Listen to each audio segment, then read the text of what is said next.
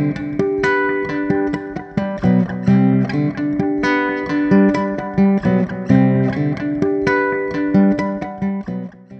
Karen Signy with Take 5 Video for Healthcare Packaging. Today, we're talking all things mechanical testing. So acceptance criteria guidance, payload selection, actual product versus placebo. So to get started, at ISTA's TempPack forum in March, experts held this open discussion on mechanical testing requirements, offering both the end user and supplier perspective. So something that came up right away was whether the worst case scenario will always be the maximum payload. The quick answer to that is no. The most weight doesn't always mean the worst case. Small payloads should also be considered. And when you go to think about minimum payloads, don't overlook the use of using dunnage materials in testing, because you'll want to know if they have effects on shipper performance. Bayer's Carmichael Gullong brought up an example where all testing had been performed on the max load, and the design had relied to some degree on product cases stacking up to support the top of the container.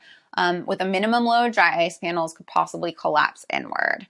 Now, minimum load doesn't necessarily mean a single product or case, just sitting alone in a pallet, but maybe 20 to 30% of a full load stacked on a pallet. Next up is acceptance criteria. So one customer may feel okay with a cracked shipper as long as the vials are intact. Another end user, may not accept damage to the shipper at all. So this will depend on the brand owner's discretion. If tape on the outside of the shipper breaks, one company might say it was just one edge and the box remained completely intact, so it's acceptable. Another company may say that, from a risk level and for presentation purposes, they don't find that acceptable. So Gullong highlighted new guidance, and we've covered it healthcare packaging before, and it's a mouthful, the ISTA Passive Thermal Shipper OQ Best Practice. So Appendix 4 of that document gives some examples of acceptance criteria on the outer box, shell insulation, assembly panels, refrigerants, and some other aspects of the mechanical testing. One key that Carolyn Williamson noted is it's the end user's job to know the acceptance criteria and let the lab know. So the test labs are the experts in executing the test standard, but when it comes to whether or not you pass, that judgment is less to the test lab and much more to the end user on what is acceptable. And with life science products, temperature control means coolants or mock products may need to be preconditioned. And those protocols must also be communicated with the lab ahead of time. Additionally, dry ice can have effects on materials and should be tested both to ensure that temperature remains within specification and that no damage occurs to the shipper or materials inside. While on the subject of dry ice, another major note on why dry ice should be included in mechanical testing.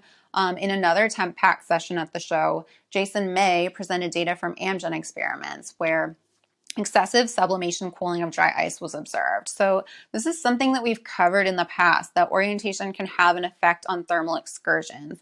And Jason presented new data this year showing that you can potentially see supercooling, particularly if the shipper is placed on its side instead of oriented upright.